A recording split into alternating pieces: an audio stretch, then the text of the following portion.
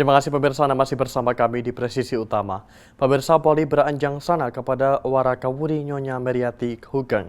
Anjang sana ini merupakan rangkaian rutin menjelang Hari Bayangkara ke-79. Dipimpin langsung oleh Brigjen Pol Joko Setiono, anjang sana ini berlangsung di kediaman Nyonya Meriati Hugeng yang berada di kawasan Depok, Jawa Barat pada 10 Juni 2025 yang berjalan sangat hangat. Nyonya Meriati Hugeng yang telah hampir memasuki usia 1 abad ini merupakan Warakawuri sekaligus pendamping hidup dari mantan Kapolri kelima Jenderal Polisi Hugeng Iman Santoso yang telah tutup usia di umur 82 tahun pada 14 Juli 2004 lalu. Jenderal Polisi Hugeng Iman Santoso merupakan lulusan Sekolah Kepolisian tahun 1944 yang saat itu masih di bawah kedudukan Jepang. Hingga pada tanggal 9 Mei 1968, Presiden kedua Republik Indonesia, Soeharto, melantik Jenderal Polisi Hugeng Iman Santoso menjadi Kapolri kelima, menggantikan Jenderal Polisi Sucipto Jododihardjo.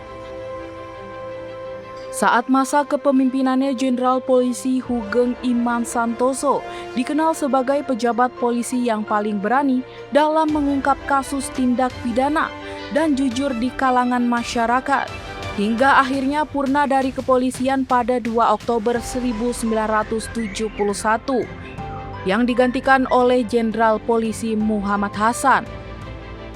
Anjang sana atau silaturahmi kepada Warakawuri rutin dilaksanakan setiap tahunnya oleh Kepolisian Negara Republik Indonesia menjelang Hari Bayangkara yang jatuh pada tanggal 1 Juli di setiap tahunnya.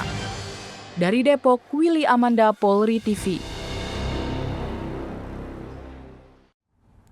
Pemirsa, di informasi berikutnya, meski di hari libur, Kapolresta Cirebon Kombes Pol Sumarni aktif berkeliling desa menemui kepala desa untuk memberikan semangat untuk terus membangun desanya.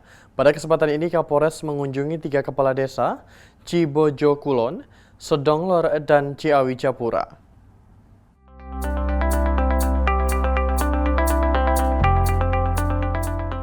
Kapolresta Cirebon Kombes Pol Sumarni secara aktif turun ke lapangan dengan berkeliling desa-desa di wilayah hukum Polresta Cirebon. Dalam kunjungannya, beliau menyempatkan diri mendatangi para kepala desa untuk berdialog langsung, menyerap aspirasi, serta memperkuat sinergi antara Polri dan pemerintah desa. Melalui pendekatan ini, Kombes Pol Sumarni mengajak seluruh elemen masyarakat, khususnya para kuwu, untuk bersama-sama membangun desa yang aman, tertib, dan sejahtera. Kompol Sumarni juga berharap semua desa tetap kondusif, bebas dari peredaran narkoba, geng motor, bebas dari kenakalan remaja, dan bebas dari knalpot brong. Tak hanya itu, Kompol Sumarni juga akan mengaktifkan pos kamling ronda malam untuk menjaga masyarakat agar terhindar dari aksi-aksi kriminalitas dan gangguan Kamtipmas lainnya. Kehadiran beliau juga menjadi bentuk nyata komitmen Polresta Cirebon dalam mewujudkan keamanan yang berbasis kearifan lokal dan partisipasi aktif warga. Dari Humas Polresta Cirebon, Polda Jawa Barat melaporkan untuk Polri TV.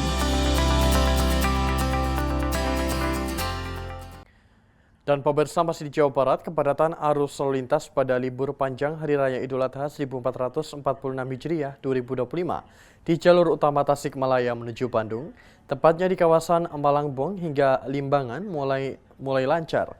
Meski lancar, jajaran Satlantas Polres Garut bersama Direktorat Lalu Lintas Polda Jawa Barat melakukan berbagai upaya untuk mengurai kemacetan, terutama di titik-titik krusial seperti Simpang 3 Pos LG dan kawasan Pasar Limbangan.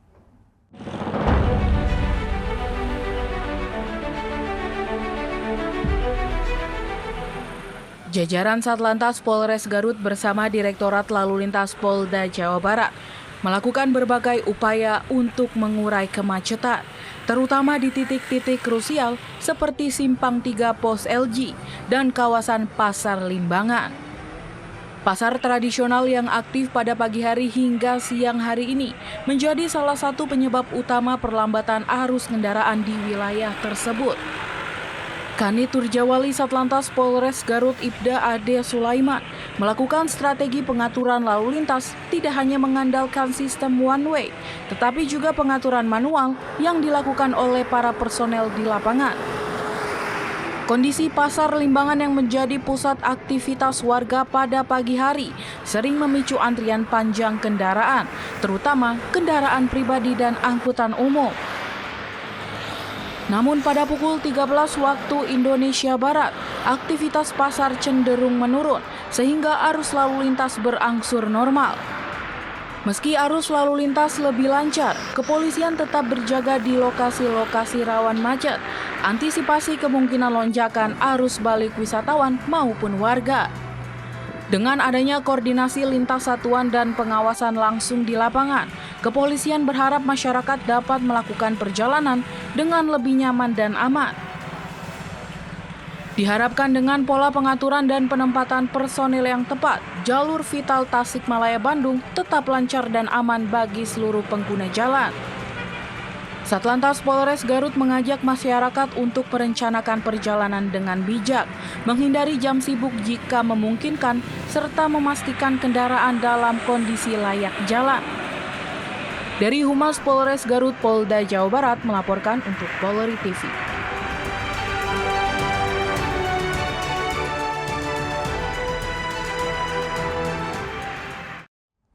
Pemirsa, kita beralih ke Sumatera Utara. Sebagai wujud syukur dan kepedulian terhadap sesama, Kapolres Langkat AKBP David Trio Prasojo menyerahkan 12 ekor sapi dan 5 ekor kambing kurban kepada panitia kurban Polres Langkat. Sebagai wujud syukur dan kepedulian terhadap sesama, Kapolres Langkat AKBP David Trio Prasojo menyerahkan 12 ekor sapi dan 5 ekor kambing kurban kepada panitia kurban Polres Langkat. Pemotongan hewan kurban dilakukan di halaman Mapolres Langkat dan disaksikan langsung oleh Bayangkari pejabat utama serta seluruh personil Polres. Melalui kegiatan ini, Polres Langkat ingin memperkuat nilai keimanan, solidaritas, dan kepedulian sosial karena sejatinya Polri bukan hanya hadir sebagai penjaga keamanan, tapi juga sebagai sahabat masyarakat di setiap momen penting.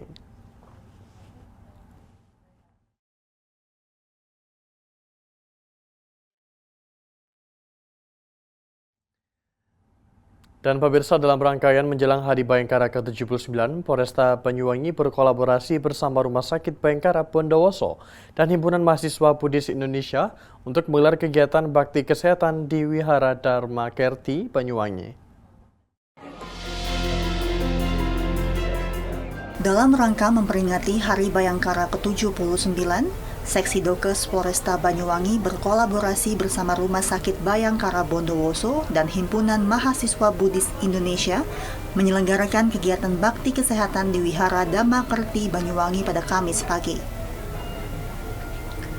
Kegiatan bakti kesehatan ini berupa pengobatan gratis bagi masyarakat setempat dengan menargetkan sebanyak 800 hingga 1.000 peserta.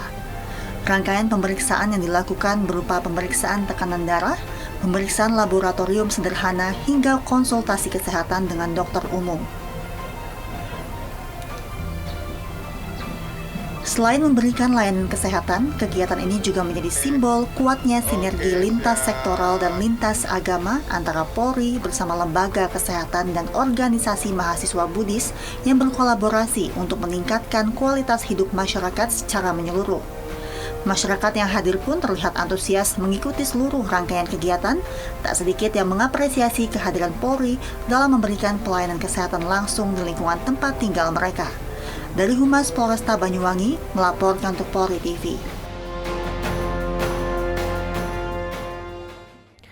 Di informasi lainnya, pemirsa, komitmen Polri dalam mendukung program ketahanan pangan nasional terus dilaksanakan secara serentak di berbagai wilayah Indonesia. Di Kalimantan Timur, Polda Kaltim menetapkan Polres Penajam Pasar Utara sebagai lokasi utama pelaksanaan panen jagung untuk kuartal 2 tahun 2025. Berikut laporan dari personil Humas Polda Kalimantan Timur, Bribda Natalia. Halo Sobat Polri, saya Bribda Natalia, salam presisi. Polda Kaltim tetapkan Polres Penajam Pasir Utara sebagai lokasi utama panen jagung kuartal 2 pada Kamis 5 Juni 2025. Kapolda Kalimantan Timur resmi menetapkan Polres Penajam Pasir Utara atau PPU sebagai titik sentral panen raya jagung serentak nasional kuartal 2 tahun 2025. Kegiatan ini digelar di Kebun Ketahanan Pangan Polres PPU dan dipimpin langsung oleh Kapolda Kaltim Irjen Pol Endar Priantoro. Turut hadir Panglima Kodam 6 Mulawarman Majen TNI Rudi Rahmat Nugraha, Forkopimda Provinsi dan Kabupaten, serta perwakilan dari TNI, ASN, hingga pihak swasta. Dalam sambutannya, Kapolda menegaskan bahwa ketahanan pangan adalah bentuk kedaulatan dan kemerdekaan sebuah bangsa. Area panen mencakup wilahan seluas 43,5 hektar di seluruh Kaltim, dengan pilot project seluas 0,7 hektar di Polres PPU. Hasil panen dianggap memuaskan dan membuktikan potensi lahan marginal Kalimantan jika dikelola dengan baik. Program ini kita laksanakan di seluruh wilayah kabupaten di Kalimantan Timur. Nah, kenapa PPU? Berdasarkan angka data di kita, PPU yang paling siap untuk panen di periode sekarang ini, gitu ya. Karena tanam jagung itu tidak serentak seluruhnya ada hari ditanam, hari dipanen semuanya tidak. Kebetulan di PPU hari ini yang siap panen. Nah, mungkin nanti akan bergulir ke tempat-tempat lain secara sesuai dengan masa tanam dan masa panen. Sebagai percontohan untuk panen raya jagung di kuartal kedua. Nah, untuk hari ini, kita kuartal kedua, total luas lahan yang kita panen 529 hektar. 529,7 hektar dengan hasil panen kira-kira 2.287,36 ton. Ini data perkiraan kita sesuai dengan hasil yang selama ini sudah kita dapatkan. Kapolda juga menekankan pentingnya kolaborasi semua pihak. Kegiatan ini merupakan langkah nyata Polri untuk membantu pemerintah pusat mewujudkan swasembada pangan tanpa mencari keuntungan pribadi. Acara juga dirangkai dengan penanaman benih, penggemburan tanah, pemipilan jagung, dan penyerahan alsintan kepada petani. Polda Kaltim turut mengenalkan aplikasi digital pertanian untuk membantu monitoring lahan secara efektif. Kegiatan ini terhubung secara virtual dengan Presiden Prabowo Subianto, Kapolri Jenderal Polisi Listio Sigit Prabowo, Panglima TNI Jenderal TNI Agus Subianto, dan para menteri. Presiden menyampaikan apresiasi langkah strategis Polri dalam mendorong gerakan ketahanan pangan nasional.